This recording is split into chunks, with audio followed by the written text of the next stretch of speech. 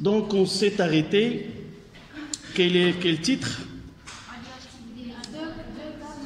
2, 4. Et 2, 4, c'était quoi? Type 2, 4. Type de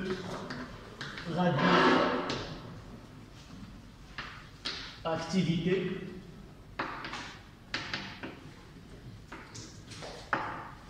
et nous sommes 2, 4, 2. On a fait alpha, nous avons écrit l'équation. Donc on passe à 242. C'est la radioactivité bêta moins. La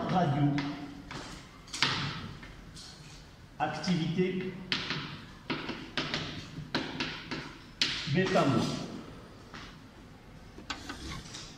D'accord?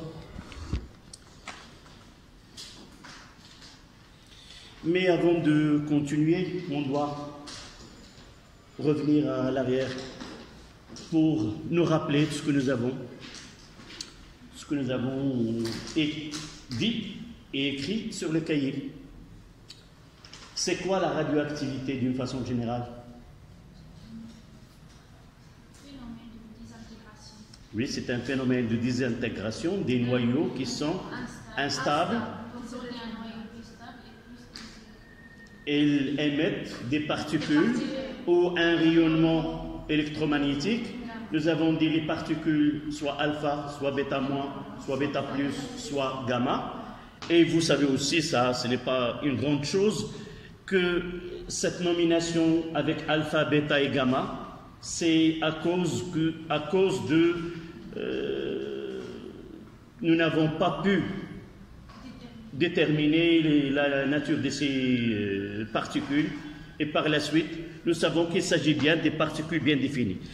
Donc, la radioactivité bêta-, c'est une désintégration suite à laquelle il y a émission des électrons, et cette radioactivité, elle est, comme on va voir dans l'équation phénoménologique, comment expliquer que certains noyaux présentent cette radioactivité. C'est dû à avoir un excès d'un constituant de noyau par rapport à l'autre. D'accord? Donc, vous écrivez. Ce sont des noyaux qui ont trop... Ce sont des noyaux qui ont trop de neutrons. Ce sont des noyaux qui ont trop de neutrons qui sont soumis à la radioactivité bêta-, qui sont soumis à la radioactivité bêta-,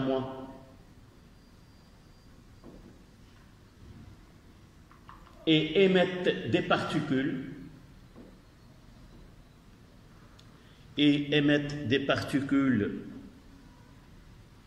chargées négativement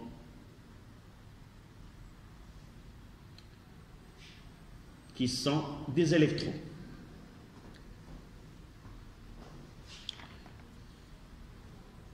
On modélise cette désintégration par l'équation suivante, soit un noyau X à Z qui présente cette radioactivité bêta-. Donc, il vaut mieux de mettre qu'il s'agit d'une désintégration bêta-, et écrire qu'il s'agit bien de 0-1. Est-ce que nous avons déjà parlé comment écrire certaines particules données aux particules bêta-, bêta plus et alpha ou autres? Cette écriture, nous avons déjà parlé de ce symbole. Donc, plus Y A', Z'. Donc, dans notre langage, ce X à Z, c'est le noyau père, et Y A', Z', c'est le noyau fils. Et là, c'est la particule qui est éjectée loin du noyau, qui est l'électron. Donc, en appliquant les lois de conservation de ce dit, c'est que A est égal à 0 plus A' et Z est égal à moins 1 plus Z'. Ce qui nous donne Z' est égal à Z plus 1 et A' est égal à A. Donc cette désintégration, elle conserve le nombre total du nucléon, mais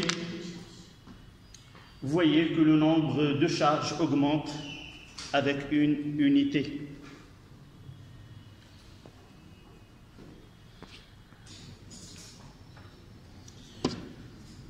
Donc nous pouvons réécrire l'équation que x à z donne 0 plus 1, moins 1 pour un électron, et y qui a a et z plus 1.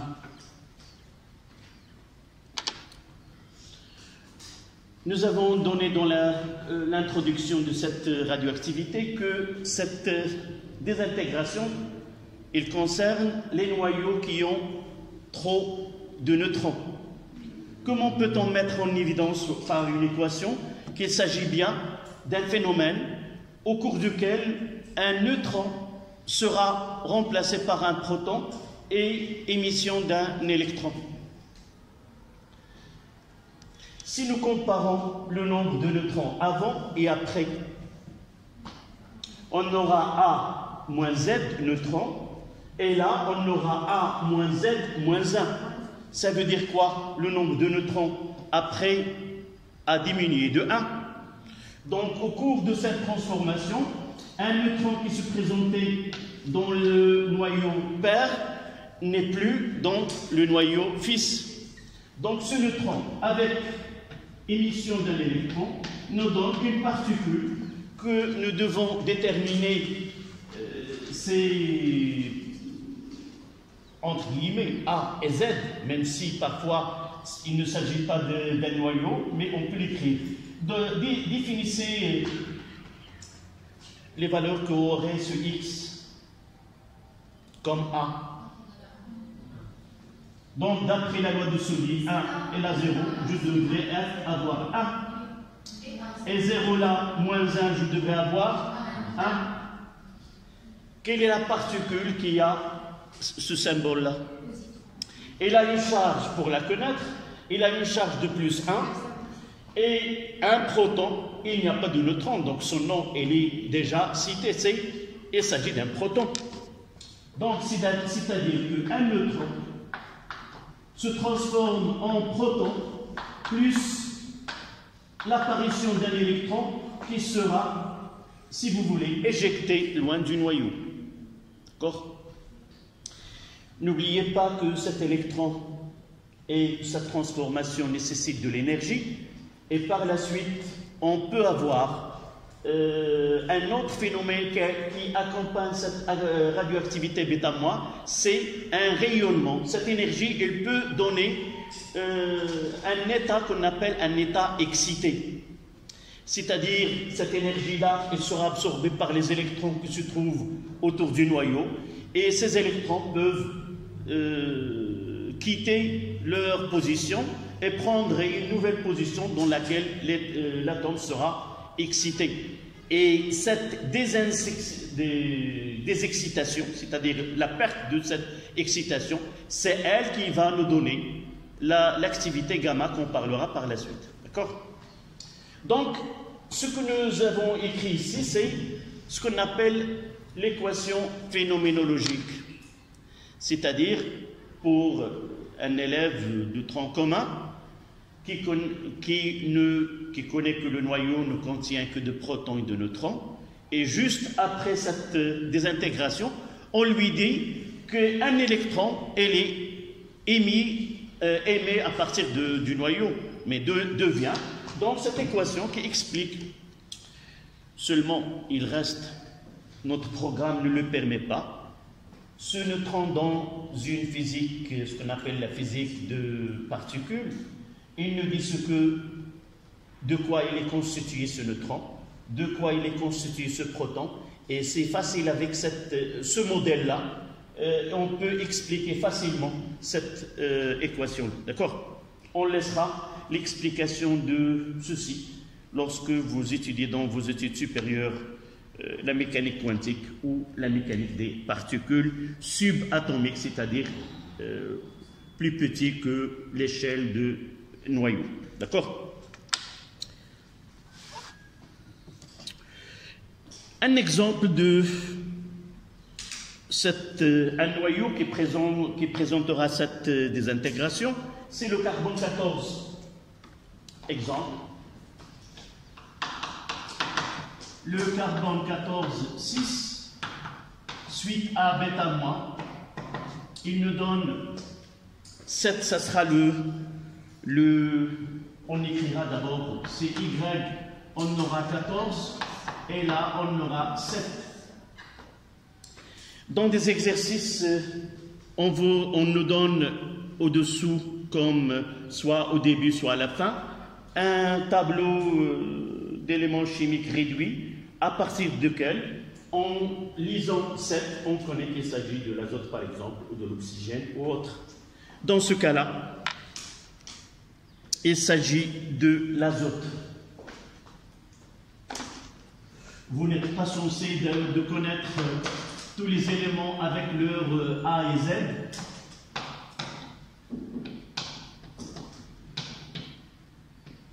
Voilà.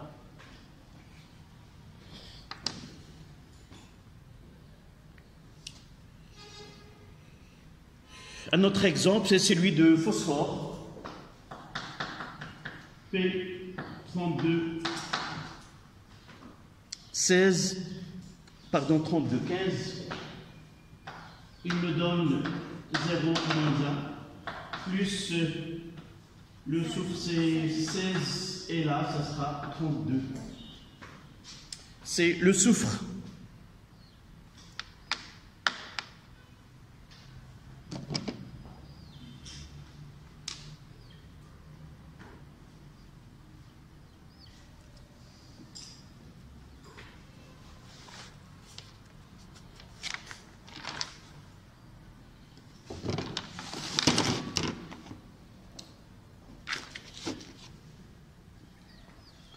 Donc c'était la radioactivité bêta-. On passe à la 2, 4, 3. La radioactivité bêta+. Et on passe directement à l'équation qui modélise cette désintégration. Donc X à Z, bêta-, bêta+, et ça donne 0 plus 1. Plus Y, on aura A, et là, Z moins 1.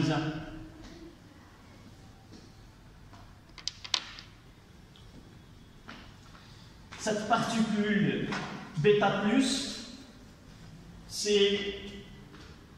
elle a la même masse que la masse de l'électron, sauf que la charge, elle est positive. Donc, c'est si vous voulez, l'antimatière de l'électron. Même masse, mais de charge opposée. Donc, ce 0 plus 1, c'est un positon. On peut le prononcer positon ou positron. Là, pour la même nomination que nous donne à l'électron, positron, électron, et là, une simplification de positon.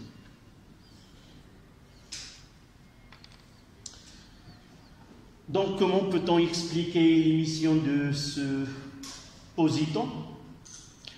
Et comment peut-on caractériser les noyaux qui présentent cette désintégration? Non. Cherchez si vous voulez, si on peut admettre la cause, c'est quoi? Donc il faut toujours comparer le noyau fils avec le noyau père et constater quel changement a pu être. De la même façon que tout à l'heure, nous voyons que le nombre de protons a diminué d'une unité. Donc il y avait un proton avant on ne le trouvera pas par la suite. Et si nous essayons de connaître le nombre de neutrons, nous voyons si le nombre de protons diminue de 1 et on garde le même nombre de nucléons, ça veut dire que le nombre de neutrons a augmenté d'une unité. Ça veut dire que ce bêta-, on aura 0 plus 1, mais là, il y a un proton, plus ici, on aura un neutron. Et si nous appliquons les lois de conservation, vraiment 1, là 1, 0 plus 1, 0, c'est 1. Donc, une phrase qui résume les noyaux qui présentent cette radioactivité bêta-, tout ce qu'on va écrire. La radioactivité bêta- concerne les noyaux qui ont un excès de protons. Et au cours de cette transformation nucléaire, un proton est converti, si vous voulez, en neutron avec éjection d'un électron. Donc, bêta- bêta+ concerne les noyaux qui ont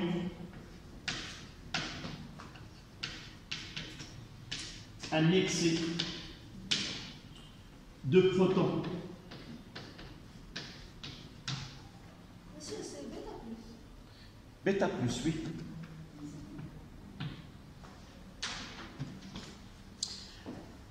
Mais plus, la plus, tout à l'heure, moins, on aura ici moins.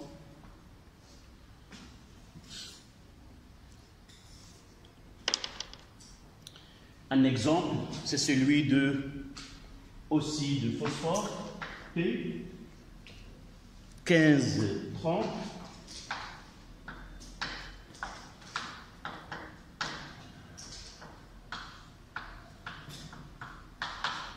Et il nous donne comme noyau, c'est le silicium Si, qui a 14 et 30.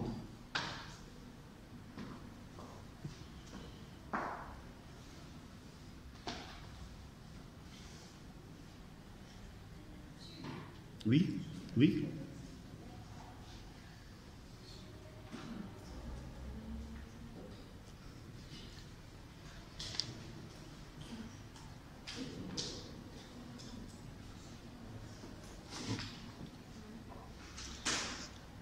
Il nous reste la radioactivité gamma. 2, 4, la radioactivité gamma.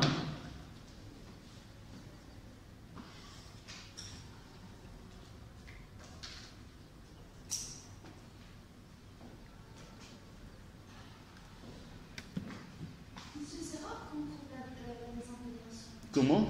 C'est rare qu'on trouve. Toi et moi, en ce moment-là, on est en train de réaliser des intégrations d'une façon permanente.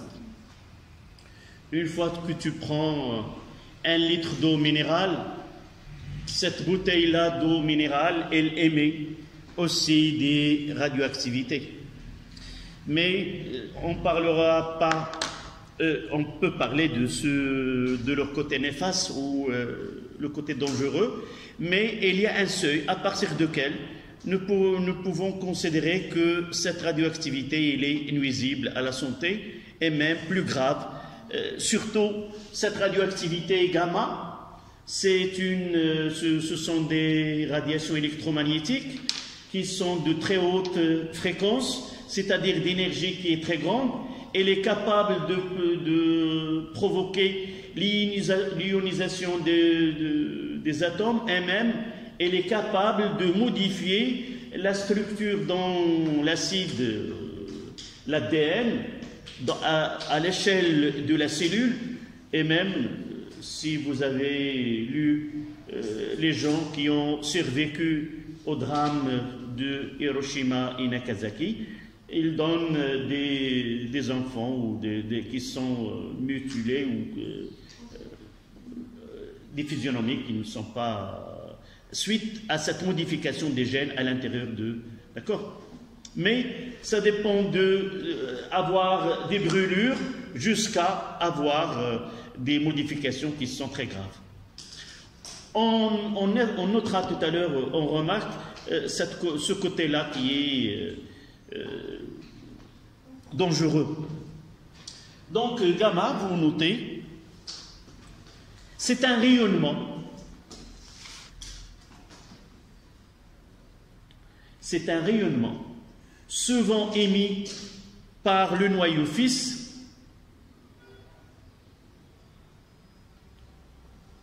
souvent émis par un noyau fils,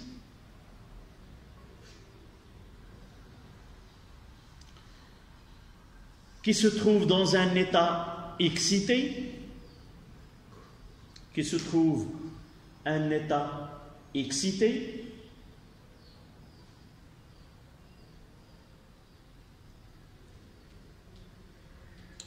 et pour revenir à son état fondamental, il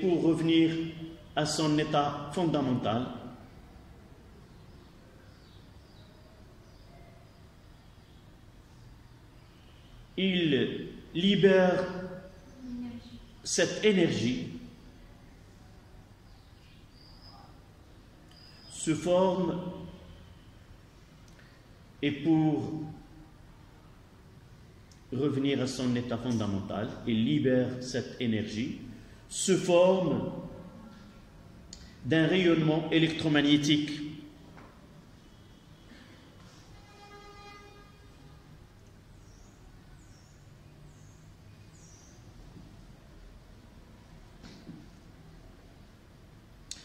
On parlera par la suite que ce rayonnement, c'est de l'énergie, et l'énergie de ce rayonnement, normalement, on verra cette formule-là par la suite, mais on peut la discuter dès maintenant. Que cette énergie, vous mettez entre parenthèses, cette énergie est égale à H fois nu. H, c'est une constante de Planck qui est égale à 6,63, 10 à la puissance moins 34 unités internationales, c'est-à-dire c'est joule, le joule fois la seconde, et nu, c'est la fréquence de rayonnement. C'est la fréquence de rayonnement. Celle-là est en joule. La constante nu, c'est en hertz, c'est-à-dire seconde moins 1. Et quelle serait l'unité de H d'après cette relation-là? C'est le joule, donc c'est le joule fois la seconde. Donc j'aurai là joule fois la seconde. C'est l'unité de cette constante de Planck. On le verra lorsqu'on étudiera la mécanique de Newton et l'atome. Mais on peut traiter certains exercices avec cette relation.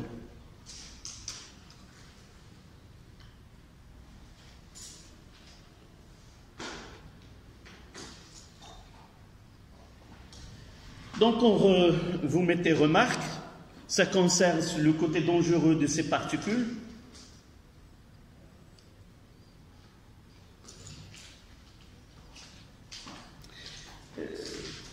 Ce que j'ai dit tout à l'heure, on le verra, nous l'avons dit dans ce paragraphe, c'est que suite à cette désintégration, l'énergie libérée par le système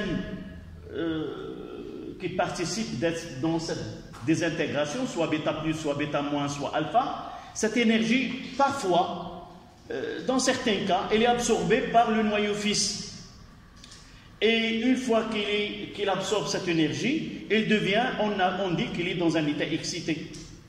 Généralement, après un temps donné, il va libérer cette énergie et revenir à son état fondamental. Comme j'ai dit, on parlera par la suite. Donc, remarque pour la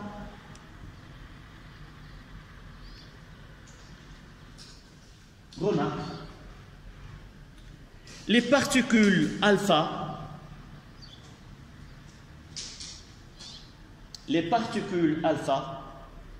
sont peu pénétrants.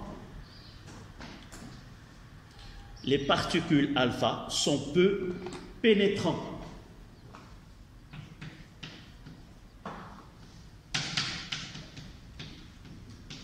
C'est-à-dire, si je travaille dans un lieu où il y a émission des particules alpha, ces particules ils ne vont pas traverser mon corps uniquement si j'utilise un papier. Ce papier-là, il est capable de stopper ou de ne pas laisser passer ces particules alpha. C'est peu pénétrant, ils ne peuvent pas pénétrer. On verra par la suite, il y en a ceux qui peuvent atteindre la peau, mais comme gamma, il peut traverser même le corps humain et autres corps aussi. Donc peu pénétrant, mais très ionisant.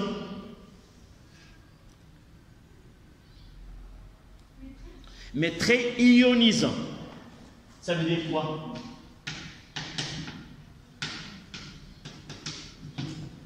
Ça veut dire qu'ils peuvent provoquer l'ionisation d'un atome. Si un atome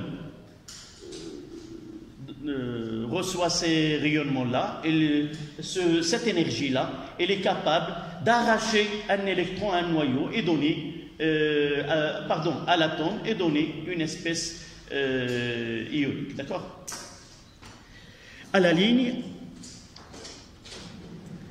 les particules β- et β+, les particules β- et β+, ont une durée de vie très courte.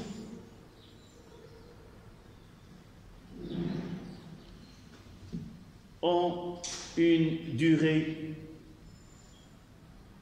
de vie très courte. Pourquoi? Parce que c'est facile d'être capté par d'autres espèces et ils ne peuvent pas rester librement. Les électrons, une fois, ils peuvent être, comme je viens de dire, reçus par des atomes et devenir des ions ou un ion devenir neutre. Une durée très courte, car lorsqu'ils rencontrent d'autres particules, ils seront captés.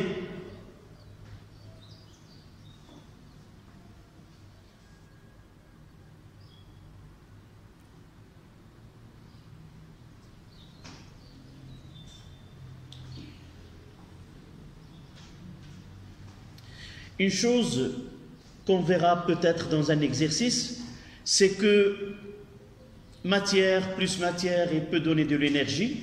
Là, c'est une particule β- rencontre une particule β+, ils peuvent nous donner un rayonnement gamma. C'est-à-dire matière plus antimatière peut nous donner de l'énergie pure, c'est-à-dire l'absence de la matière. D'une autre manière, c'est quoi? On le verra dans le cours qui suit, c'est que la masse et l'énergie, ce sont deux faces de la même monnaie. On peut théoriquement, ce qui est le postulat d'Einstein, qu'on verra par la suite, que la masse et l'énergie sont équivalents, c'est-à-dire je peux convertir une masse en énergie comme je peux convertir de l'énergie en masse. Le plus courant actuellement, c'est convertir de la masse en énergie, mais à l'échelle de laboratoire, c'est difficile de convertir de l'énergie en masse. D'accord? Donc, le dernier tiré. Lorsque β- et β+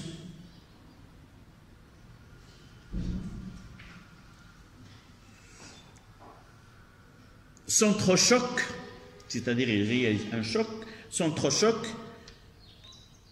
elles peuvent donner un rayonnement gamma.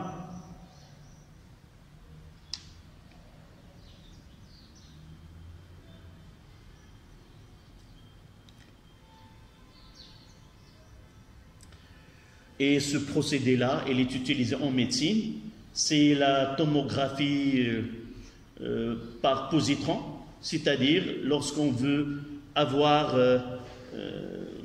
un schéma, si vous voulez, 3D du cerveau, on peut utiliser cette technique-là. Comme je l'ai dit tout à l'heure, on verra dans un exercice par la suite comment peut-on réaliser ce scanner de cerveau.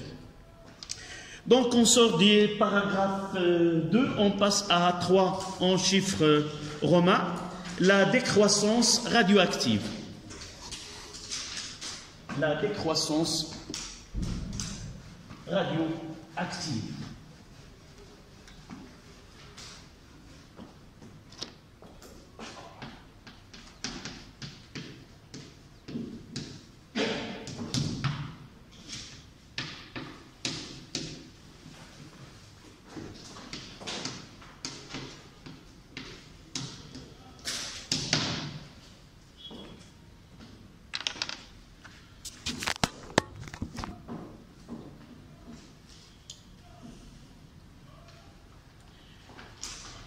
Donc on met une mise au point jusque-là. Dans les équations que nous avons citées tout à l'heure comme exemple, nous n'avons pas dire que le noyau que nous avons, le dernier que nous avons utilisé, c'était le phosphore qui nous donne le silicium. P3015 nous donne bêta plus le silicium. Qu'est-ce que nous pouvons dire à propos de cette transformation nucléaire? Elle est spontanée, évidemment, qui est aléatoire et on ne peut pas la prévenir, mais ce P3015, elle va être remplacée par un autre noyau. C'est-à-dire, elle va disparaître. Donc là, on va passer d'une partie du cours où on traite un noyau à la partie du cours où on va s'intéresser à un échantillon de cette matière qui est radioactive. Donc c'est fini le côté individuel de ces nucléides, mais on passe maintenant à la matière qui présente cette radioactivité. Donc si nous prenons un échantillon d'une matière radioactive, on est sûr, d'après ce que nous venons d'étudier, que ces noyaux, leur nombre au cours du temps, il va diminuer. Parce qu'un noyau, par exemple, de phosphore, il va être remplacé par un noyau de silicium, et au cours du temps, le nombre de noyaux de phosphore vont diminuer, et le nombre de noyaux de silicium, ils vont augmenter. Donc, on est en présence à une décroissance. Décroissance de nombre de noyaux qui constituent cet échantillon. Mais cette décroissance est due à quoi? À la radioactivité. Donc, c'est pour cela que nous utilisons la décroissance radioactive. C'est-à-dire, on veut étudier dans le temps, comment... Oui. J'ai dit, on essaie maintenant de suivre cette évolution de nombre de noyaux à partir d'un instant donné, on va choisir comme origine des temps et prévoir, si vous voulez, combien on aura de noyaux à un instant donné plus tard. Mais parler de prévoir et définir le nombre de noyaux à un instant donné apparaît comme en contradiction à ce que nous avons déjà dit. Qu'est-ce que nous avons déjà dit?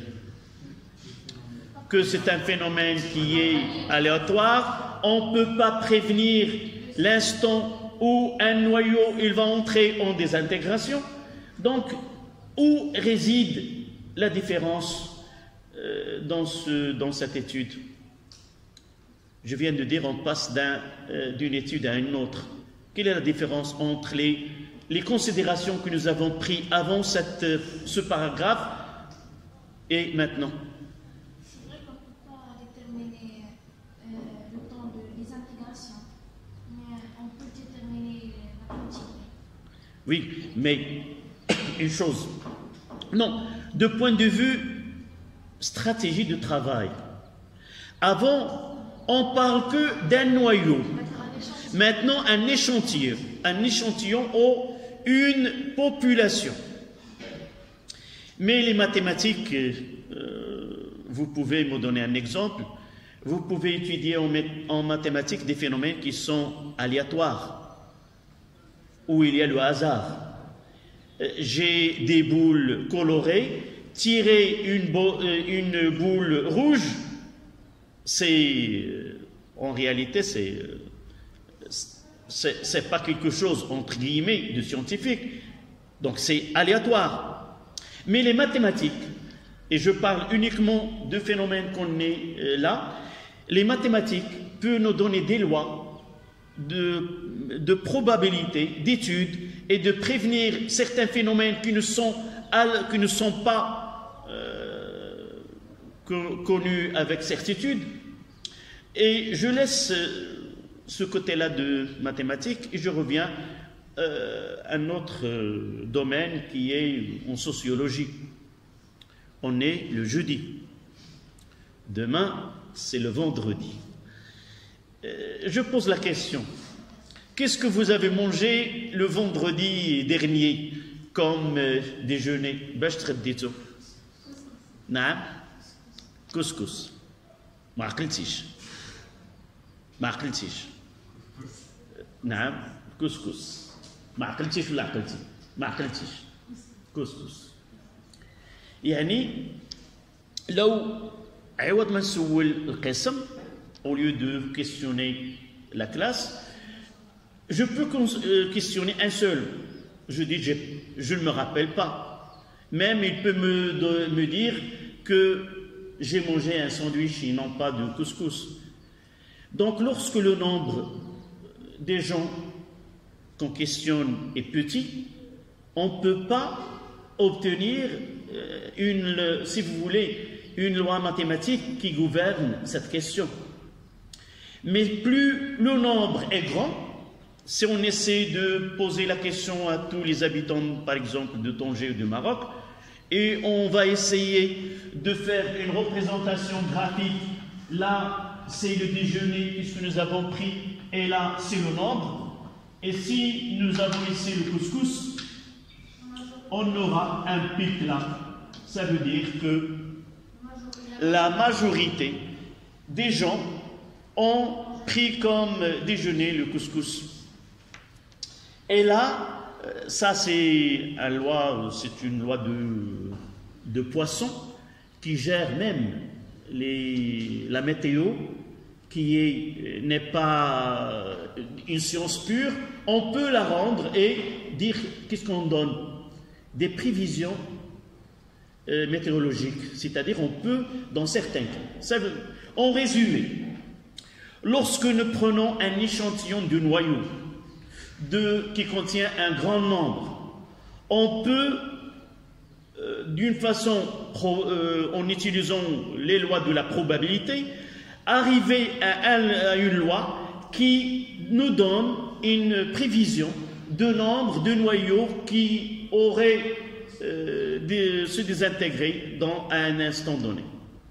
Cette loi, c'est une loi exponentielle. Donc, on donne cette loi comme le nombre de noyaux est égal à 1,0 exponentielle moins lambda t. Dans cette loi, notre programme ne nous oblige pas à l'établir, on l'apprend et on l'applique. Ça veut dire un instant donné quelconque, et là, ne pensez pas, on prendra l'instant t est égal à 0 où il n'y a rien, parce que les noyaux sont toujours en désintégration. On n'a pas ce T0 absolu à partir duquel ce noyau a commencé. Mais toujours, on peut prendre un T0 donné. Donc, un instant où on va s'intéresser à un échantillon, comment il évolue dans le temps, on aura le nombre dans l'échantillon, ça sera 1,0. Et à partir de là, ces noyaux vont se désintégrer, le nombre, il va diminuer, et la façon avec laquelle il diminue, il suit une loi exponentielle décroissance, c'est-à-dire moins. Si la loi elle est croissante, on aura plus, mais dans ce cas-là, c'est une diminution.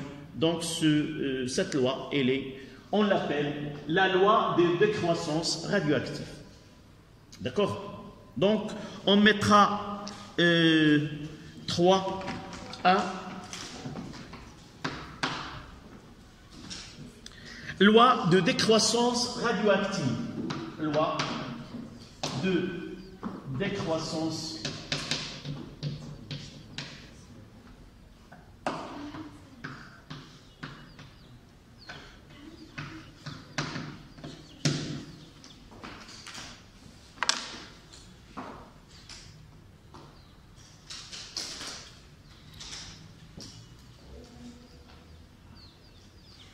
Donc vous notez, la désintégration des noyaux,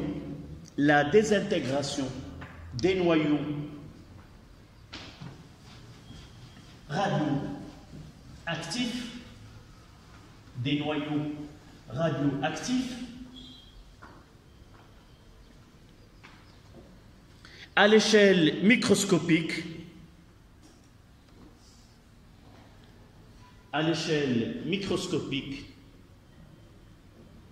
et aléatoire et imprévisible dans le temps.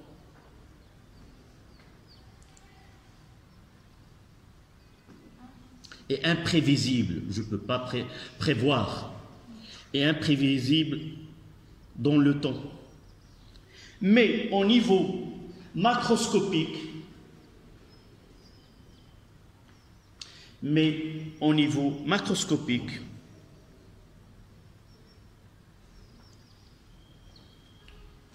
pour un nombre de noyaux très grand n,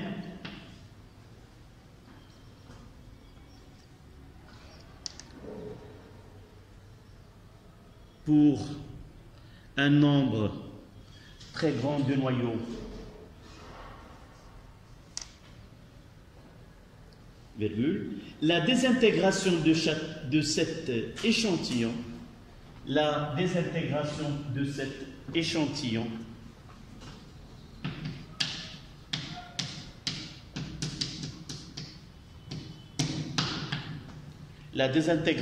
cet échantillon peut suivre une loi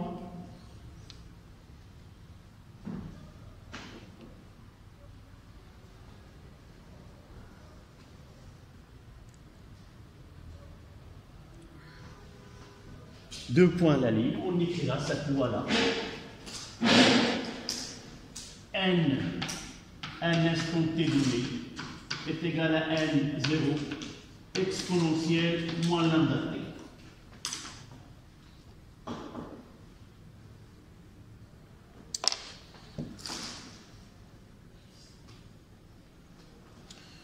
Donc ce N0, c'est le nombre de noyaux radioactifs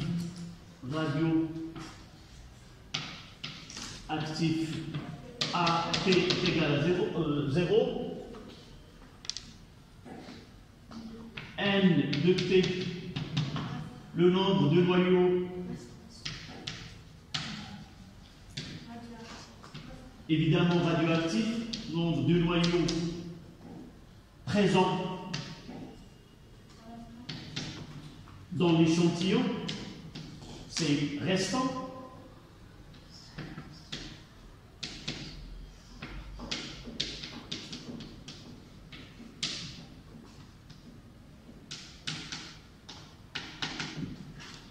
Et par constatation, nous avons constaté que la façon avec laquelle ce noyau se désintègre de le temps diffère d'un noyau à un autre.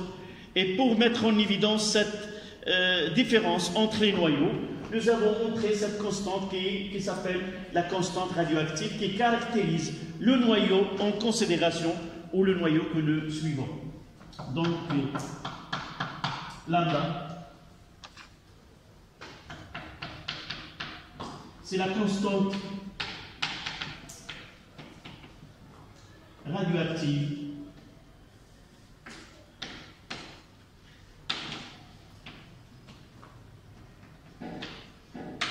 de l'élément radioactifs.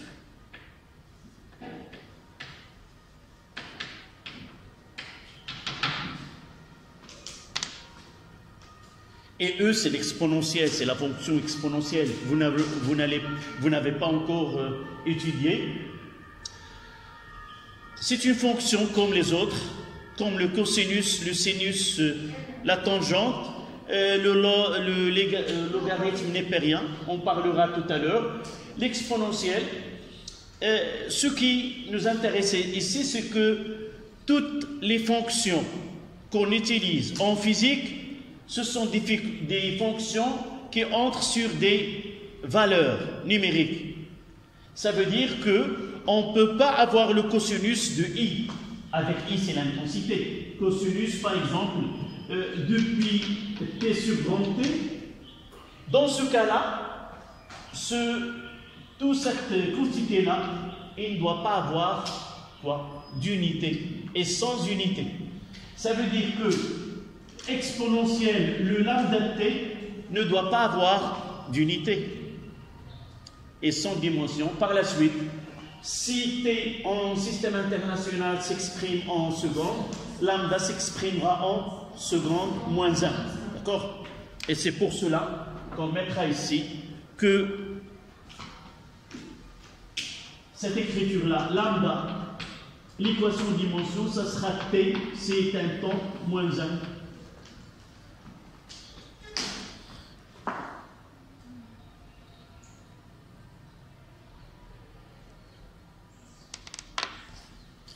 Et on parlera de taux qui est 1 sur lambda. C'est la constante de temps qui est l'inverse. Et par la suite, vous allez trouver dans un exercice que cette équation-là peut être écrite. C'est L0 exponentielle moins t sur taux. Et là, on voit bien, t est au même unité, et par la suite, l'exponentielle est sans unité. On va faire oui, 5 minutes, oui. On prendra 5 minutes.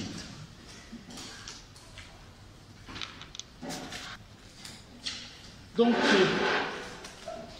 j'ai dit que nous aurons besoin dans les exercices de cette leçon de la fonction exponentielle et de la fonction logarithme, surtout le logarithme népérien on l'utilise en physique, mais le logarithme décimal on l'utilise en chimie. Donc je vais donner en remarque ce que vous allez étudier en mathématiques, ça dépend, ça prendra des semaines. Pour nous, on va considérer, on va utiliser deux fonctions exponentielles de x, f de x, généralement, c'est pas le x de mathématiques, mais ce que nous avons x ici, c'est moins lambda t. Et la fonction réciproque de exponentielle, c'est f moins 1 de x qui est égal à ln de x. Ce que nous allons utiliser, si j'utilise exponentielle de ln de x est égal à x, c'est-à-dire f rang f moins 1 de x c'est x, comme je peux utiliser ln de exponentielle de x est aussi égal à x. C'est la première des choses qu'on va utiliser. D'accord? Si j'ai dans une équation ou dans une relation, il y a l'exponentielle, et je veux passer à l'intérieur de cette fonction, par exemple dans une question, il nous donne le nombre de noyaux à un instant t donné, nous avons L0, et il nous demande de calculer la valeur de lambda ou arriver à lambda. Donc pour arriver à lambda, je dois avoir uniquement l'exponentielle d'un côté et par la suite utiliser ln de l'expression de deux côtés. D'accord?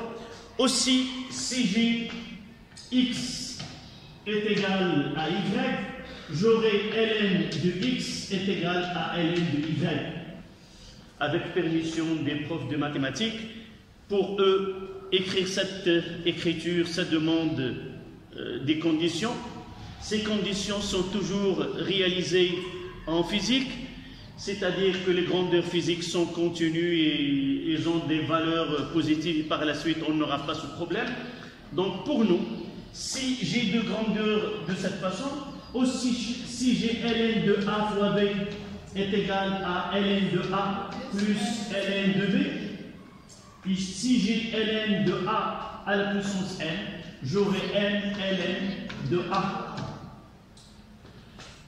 Et le produit aussi, je peux écrire que la ln de a sur b est égal à ln de a moins ln de b.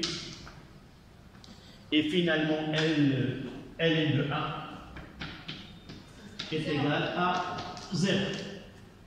Voilà ce qu'on aura besoin en attendant que votre prof de mathématiques donne une ample, si vous voulez, étude. D'accord? Donc, voilà ce qu'on aura besoin.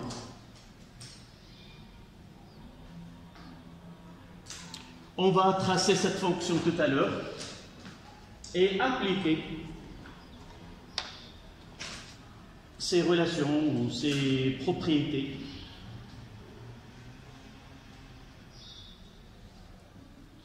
si je me permets, là c'est f.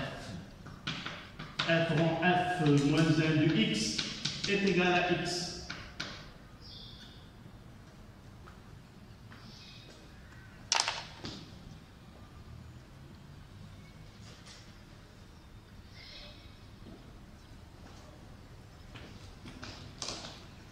Donc là, on passe pour appliquer ce phénomène-là. Pour appliquer ce que nous venons de dire, 3,2, temps de demi-vie.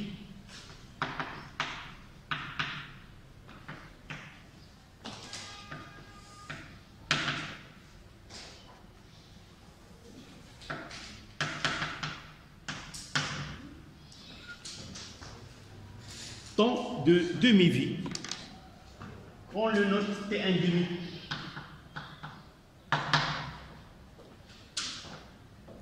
Nous avons déjà utilisé cette notation pour le temps de demi-réaction. Donc, de la même façon, en réalité, on aura par la suite, si l'occasion le permet, traité un exercice dans lequel on étudie une réaction et on établira le temps de demi-réaction. Et aussi, on parlera d'une transformation nucléaire et on parlera de temps de demi-réaction. Le semblable entre les deux, c'est que nous avons défini que ce T1,5, c'est le temps nécessaire pour que l'avancement x soit égal à la moitié de sa valeur initiale. Et nous avons dit que nous ne pensons pas que pour définir le temps de la réaction, il suffit de multiplier par 2 ce T1,5. Pourquoi? Parce que la loi qui donne cette variation n'est pas il n'y a pas une relation de proportionnalité.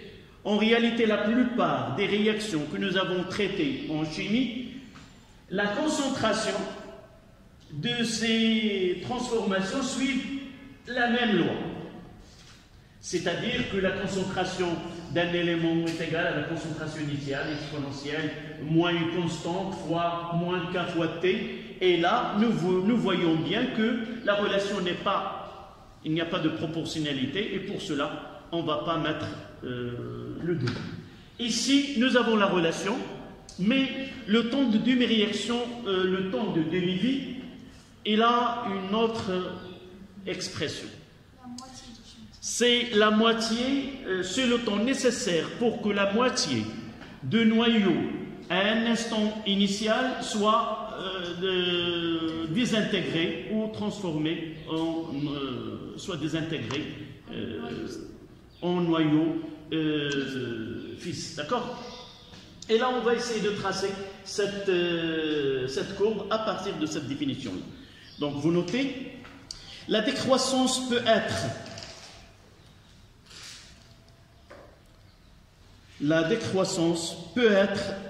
plus ou moins rapide. Plus ou moins rapide selon la nature des noyaux.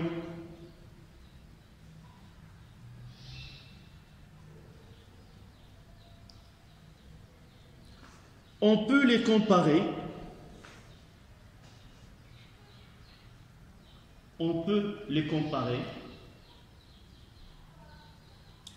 En utilisant la notion de temps,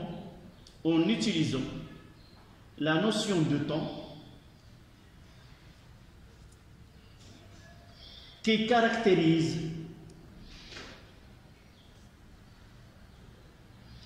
le passage d'une population N,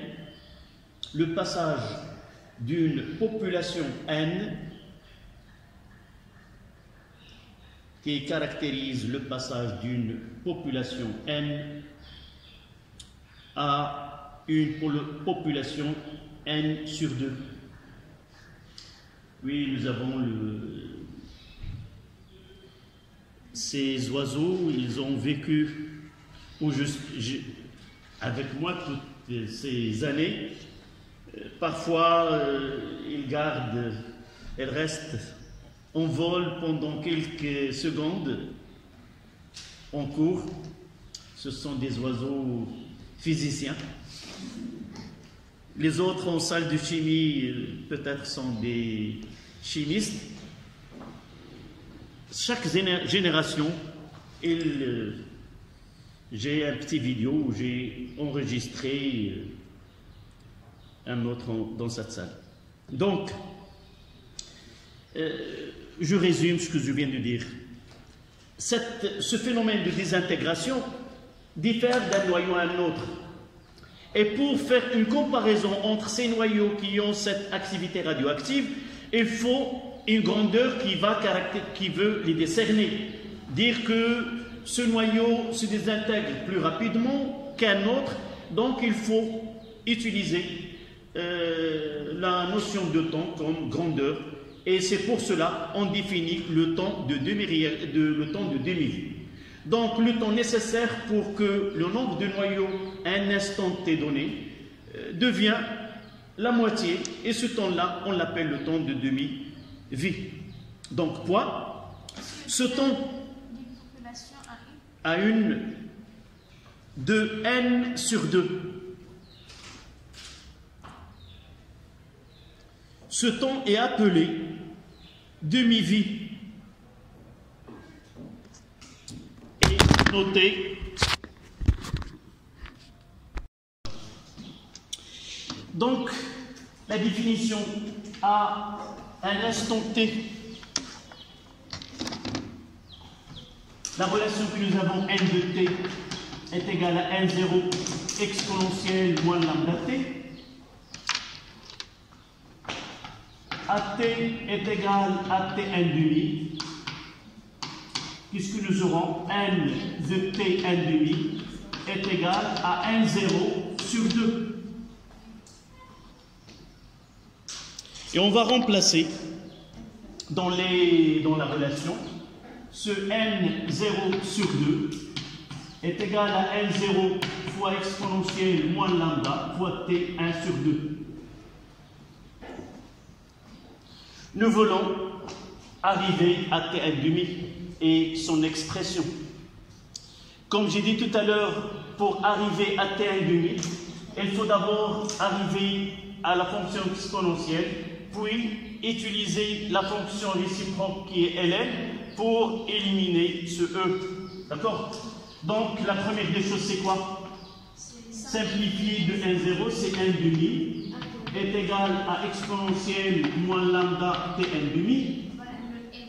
Donc on aura ln de n demi est égal à ln de exponentielle moins lambda Tn demi. Et de là, on aura, ça c'est quoi? C'est ln de 1 moins ln de 2 est égal à moins lambda fois T1 demi. Donc, ça sera moins, ici c'est 0, moins avec le moins ça donne plus. On aura T1 demi est égal à ln de 2 sur lambda.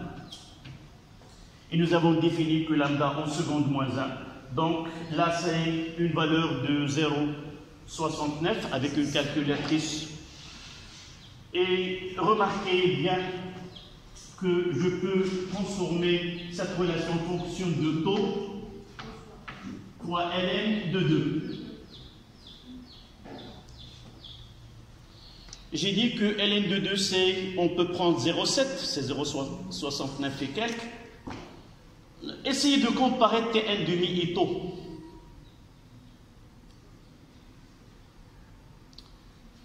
Si je fais T1 demi sur taux est égal à ln de 2, ln de 2 est inférieur à 1.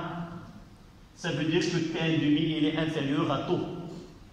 Donc faites attention, T1 demi, d'après cette relation-là, elle est inférieure à taux. D'accord? Donc on va essayer d'utiliser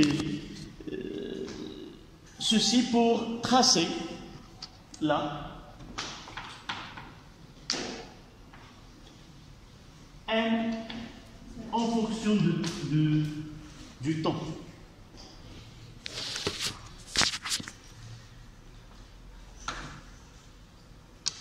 Donc si nous considérons un instant qui est égal à 0, nous avons n0.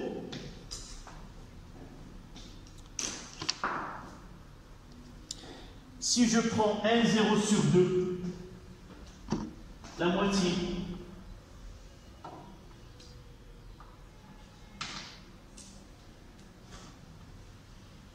quel est le temps?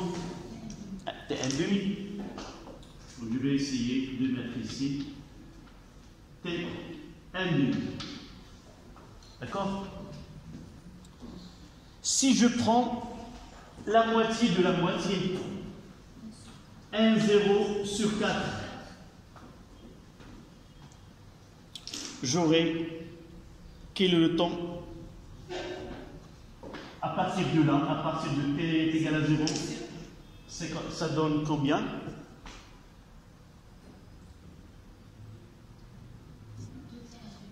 Oui, 2t1,5. Nous avons dit que ce t1,5, à partir d'un instant donné, on considère que l'échantillon, la moitié sera désintégrée dans T1,5. Donc de là à là, c'est T1,5. De là à là, T1,5. Donc de là à là, c'est 2T1,5. Donc là, j'aurai 2T1 sur 2. Généralement, on peut faire une erreur. On divise là par 2 et il y en a qui disent on divise T1,5 par 2. Non. Et si je prends là n0 sur 8, ça donne combien? Nous avons dit 2. Là, la moitié de là à là, c'est T1,5. T1,5, T1,5, T1,5. Donc, ça sera 3. 3 T1,5.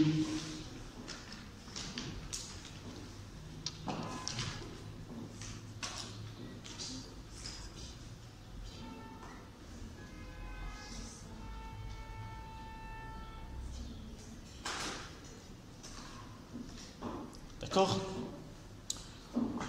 On peut poser la question et montrer si nous avons pour un t est égal à 1 T1,5, combien nous aurons comme nombre, combien ça sera le nombre de noyaux restants.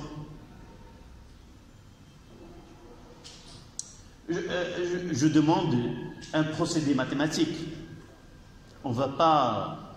Évidemment, on peut trouver une relation. Donc là, C2, là C2, 2 à la puissance 2, ça donne 4. Là, C3, 2 à la puissance 3, ça donne 8. Et si nous prenons sur 16, on aura 4. 2 à la puissance 4, ça donne 16, et ainsi de suite. Mais nous, on va essayer d'établir la relation d'une façon générale. Comment peut-on déterminer ceci? Par cette relation-là. On aura quoi? N pour n Tn du lit est égal à quoi? Je remplace. Ça sera n0 exponentielle moins lambda fois t fois n Tn du lit. D'accord? Mais ce lambda-là, je peux la remplacer par ln de 2. Nous avons lambda est égal à ln de 2 sur Tn du lit. Ce qui permet de remplacer ce lambda. Donc ce n Tn du lit est égal à n0 exponentielle de moins ln de 2 sur Tn demi fois n fois Tn demi. On simplifie par Tn demi. Et donnez-moi l'expression que je vais écrire là. Avant d'être simplifié, ce n de n Tn demi, ça sera n0 fois exponentielle de moins ln moins n fois ln de 2. Quelle est la propriété qu'on va utiliser là? Nous voulons éliminer, nous voulons avoir ln exponentielle de ln. Mais nous avons devant nous le moins et nous avons le n. Comment peut-on changer le moins? On peut écrire que c'est n0 exponentielle de n ln de 1 sur 2. Vous êtes d'accord? Oui. Et pour éliminer, c'est pas pour éliminer, pour modifier, il ne peut avoir ce n devant ln. Qu'est-ce qu'on utilise? La relation c'est n ln de a est égal à ln de a à la puissance n. Donc ce qui donne quoi? Donc est égal à n0 exponentielle de ln de 1 sur 2, le tout à la puissance n. Et finalement, qu'est-ce que l'on aura? Qu'est-ce qu'on aura comme expression finale? Ce n Tn demi est égal à quoi? Est égal à 1,0 fois 1 sur 2 à la puissance n. Et ça sera n après n Tn demi est égal à n0 sur 2 à la puissance n. Voilà la relation en réalité qu'on trouvera là. Si n est égal à 1, après un seul temps de demi-vie, on aura un 0 sur 2. Là, nous avons fait le travail de là vers le temps. Maintenant, on va faire l'inverse. 1, là, 2. Si j'ai 2 ici, j'ai 2 à la puissance 2, c'est 4.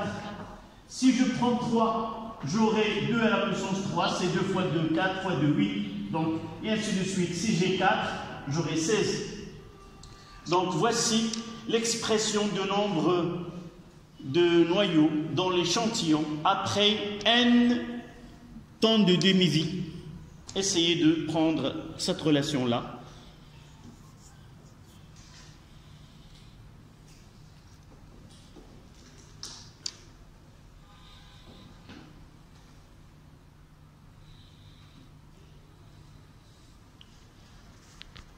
Ce schéma que nous avons ici est tracé, cette courbe.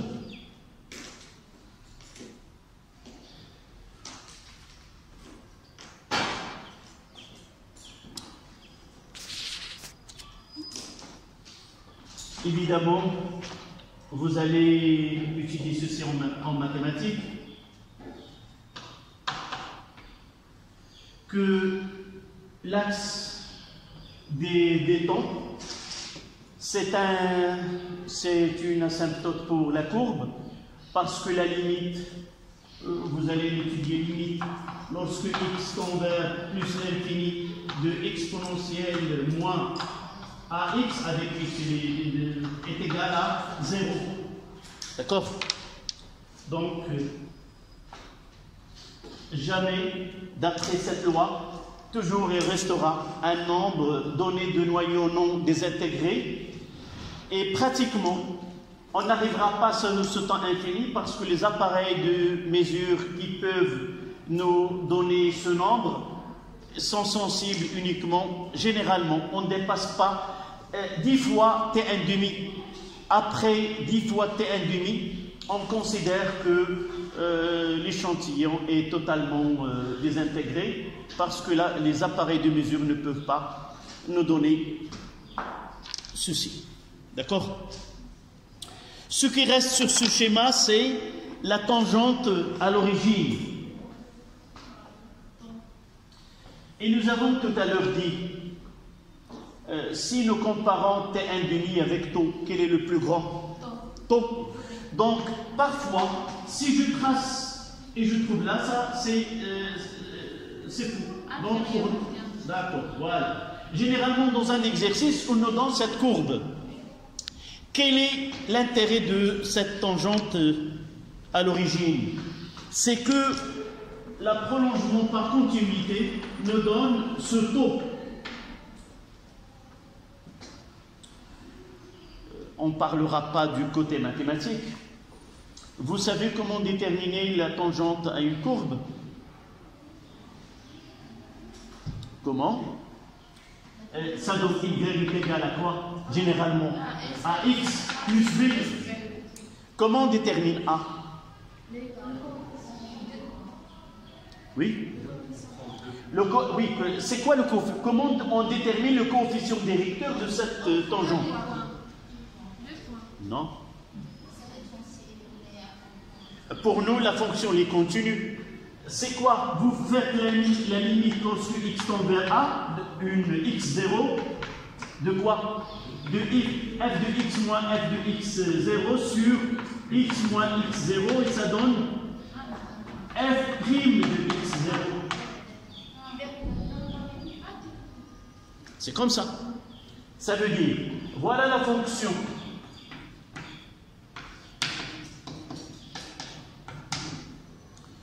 Pour trouver le coefficient de cette tangente,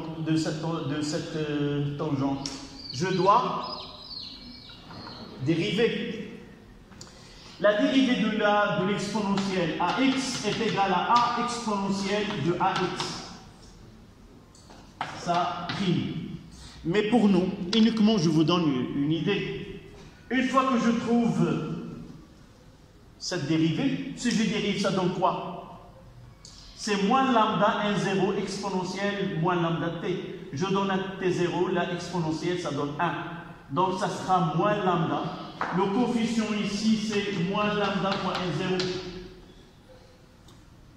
Uniquement pour savoir qu'il s'agit là, comment on le trouve. Voici le coefficient directeur. Donc cette tangente-là, t0,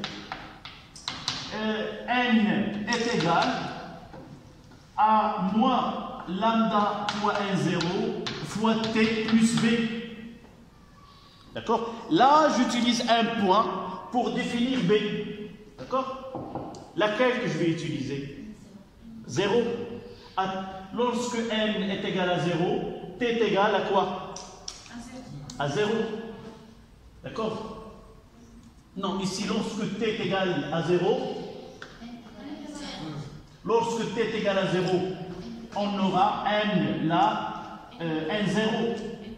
D'accord? La constante c'est N0. Donc N, ça sera moins lambda fois N0 fois T plus N0. Là, ce point, 0N. D'accord? N est 0. N0 est T. Je choisis ce point. N0 est 0. Je donne à T0 et N, ça sera N0. Donc B, ça sera N0. Donc la tangente là, N, qui est le tout, N est égal à moins lambda fois N0 fois T est égal à N0. Je veux trouver ce point-là. Pour trouver ce point-là, je dois donner à N quoi? Ce point, quelles sont les coordonnées de ce point? Ce taux. Et N, c'est combien? 0. Donc si je donne 0 ici, T est égal à taux. C'est moins lambda fois N, 0 fois taux est égal à N0 plus N0. Et je remplace. Je simplifie par N0 et j'aurai taux est égal de l'autre côté. N0 est égal à lambda N0 fois taux. Donc taux, ça sera N0 sur quoi? Lambda fois N0, c'est-à-dire 1 sur. Et je trouverai là. C'est vraiment ce point-là, il est taux. D'accord? Mais pour nous, on prendra que le prolongement par continuité de cette tangente nous permet de lire la valeur de taux. Et à partir de la valeur de taux, je peux déterminer lambda. D'accord? Comment? B, quel B? De l'équation. Non, je résume. Et n'essayez pas d'aller plus loin dans ce côté-là. Je résume. La courbe là, elle a une équation y est égal à ax plus b. Y là, c'est quoi? C'est n.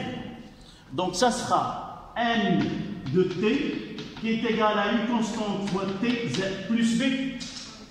Parce que cette droite ne passe pas par l'origine, c'est une droite affine. D'accord? Donc ce A, je vais dire qu'il est déterminé à partir de la dérivée. La tangente, le coefficient directeur, c'est la dérivée de la fonction étudiée à l'instant où on définit au point où on définit cette tangente. La tangente est à l'instant t est égal à 0. Donc, je reviens à la fonction n de t qui est égale à n0 exponentielle moins lambda t. Je fais la dérivée de la fonction et je remplace t est égal à 0.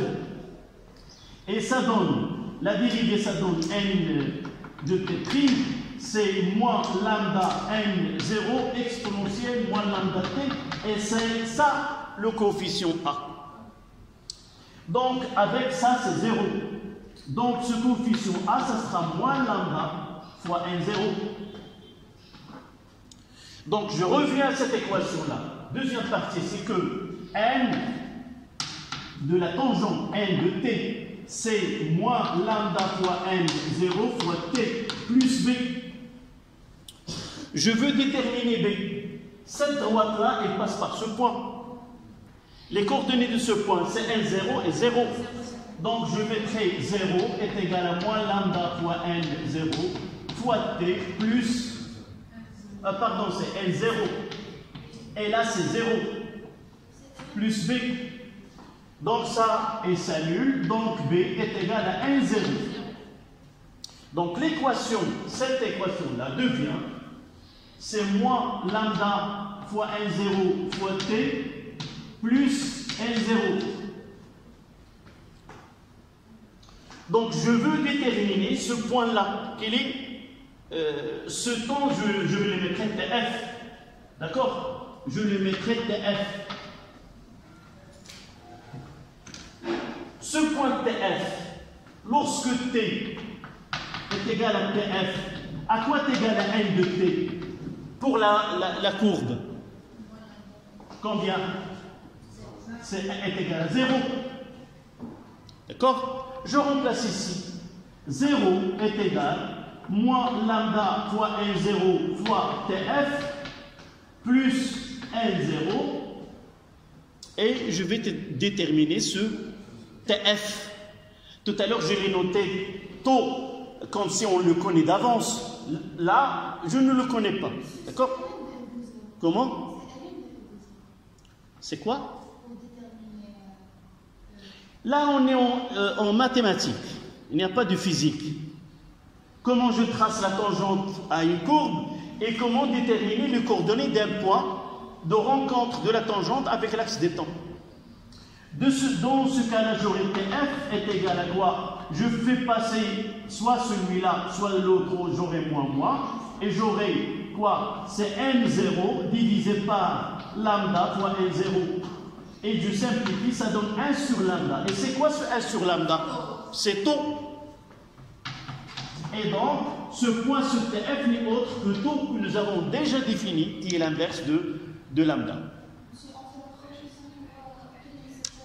Oui, dans un exercice, on vous donne la tangente comme ça. Dans une question donnée, déterminer graphiquement, ou à partir de graphe, déterminer la valeur de lambda. Comment on doit répondre? Non, d'abord, j'écris déterminant taux. 2 points. C'est le prolongement par continuité de la tangente ou le point de rencontre de la tangente avec l'axe des temps. Je fais la projection, je lis ce taux. Puis je fais l'inverse, 1 sur taux. D'accord? Donc, soit que déjà elle passe par ce point, soit il ne passe pas par ce point, j'utilise une règle et je trace et je détermine les coordonnées de ce point d'intersection. D'accord? Graphiquement, mais on peut demander par calcul. On verra ça dans un exercice. Donc, on s'arrêtera ici. Il nous reste l'activité d'un échantillon. On le verra par la suite. Mais je dis que si vous êtes de la prochaine fois, je verrai ce que vos camarades ils ont écrit. Je continue la partie cours et peut-être, oui, un exercice. Et dans la séance, ça sera les mercredis. Mais pour vous, vous devez, la veille, je vais essayer de le mettre la veille, vous notez le cours, vous le révisez, et demain, le lendemain, on fait un petit rappel et on passe directement aux exercices. Je mettrai le cours dès ce soir, des photos en PDF, soit en photo, soit en PDF, dans le groupe, dans votre groupe